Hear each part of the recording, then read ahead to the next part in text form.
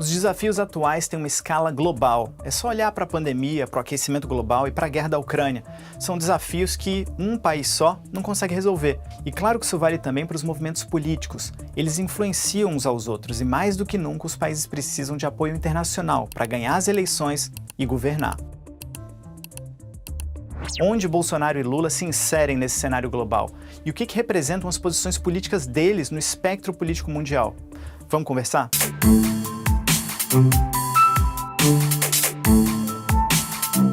Vocês se lembram quando o Macron liderou uma pressão internacional contra o Bolsonaro por causa do aumento das queimadas na Amazônia? Isso foi em agosto de 2019. O presidente francês disse que ia bloquear o acordo do Mercosul com a União Europeia. O Bolsonaro respondeu isso aqui. Essa inverdade do Macron ganhou força porque ele é de esquerda e eu sou de centro-direita também. Essa briga dos dois vale ainda hoje ser analisada.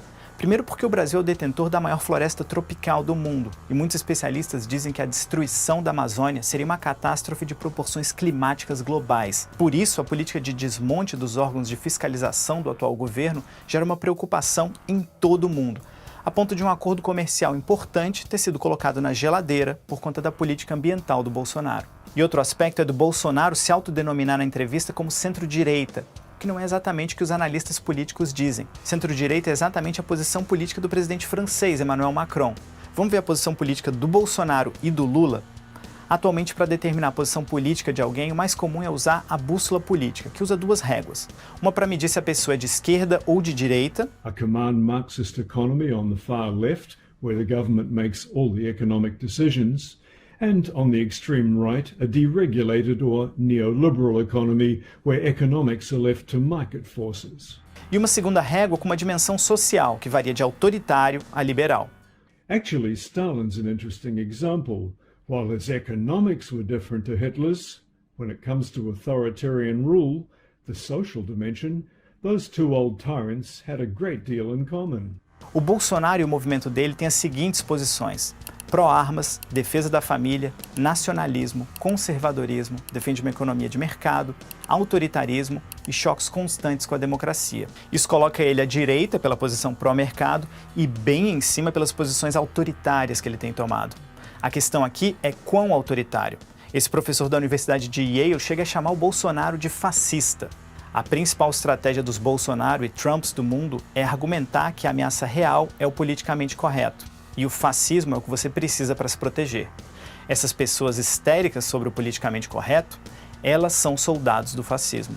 E as posições anti-ciência do presidente brasileiro, mesmo durante a pandemia, fez com que um pesquisador dissesse que Bolsonaro era o líder da ultradireita mais ignorante e mais isolado do mundo.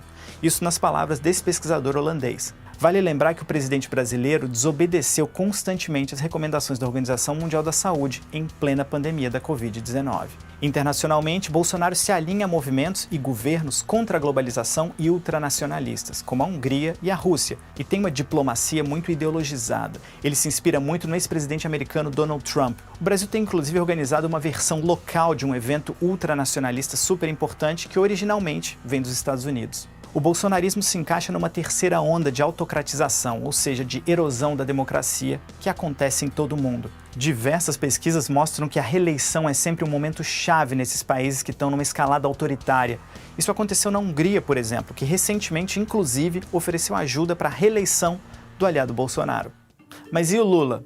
Baseado no que foi o governo do petista e no programa atual, ele pode ser considerado um social-democrata e não um comunista, como muita gente diz.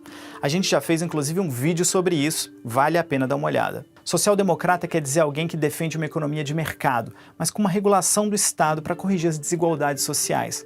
Ou seja, na esquerda do espectro político, mas próximo do centro. Quando esteve no poder, o Lula respeitou a democracia e tem uma postura liberal. Defende, por exemplo, bandeiras como o direito das mulheres e dos movimentos LGBTQIA+. Na bússola política, isso coloca ele no espectro oposto ao do Bolsonaro, na esquerda e liberal. Internacionalmente, Lula se notabilizou pelo combate à pobreza e chegou a ganhar diversos prêmios por isso. Ele defendia que a pobreza era a raiz de muitos problemas mundiais, como o terrorismo e até o narcotráfico. O ex-presidente tinha uma política externa multipolar, com vários parceiros comerciais e políticos, e reforçou o comércio sul-sul e também a troca entre os BRICS. O grande calcanhar de Aquiles dele nesse caso é que algumas vezes ele já evitou criticar regimes de esquerda como Venezuela, Cuba, Nicarágua, que são conhecidos violadores dos direitos humanos. Atualmente, Lula tem aproveitado esse isolamento do Bolsonaro e se encontrado com chefes de Estado em todo o mundo. Esse é ele no Parlamento Europeu. O mundo não suporta mais fascismo, o mundo não suporta mais nazismo, o mundo precisa de democracia. Mas e você? Quer fazer um teste para ver se você pensa parecido com quem você está pensando em votar? A gente vai deixar o link da Bússola Política aqui embaixo. Gostou do Vamos Conversar dessa semana? Não? Então escreve aqui embaixo por quê. Bom, se curtiu, dá um joinha, se inscreve no nosso canal e compartilha esse vídeo. A gente sempre cita as fontes de pesquisa do nosso vídeo para você poder levar a conversa adiante com seus amigos e nem tão amigos assim. E mais do que nunca numa escala global, a gente está no mesmo barco e tem problemas em comum. É conversando que a gente vai conseguir superar esses desafios.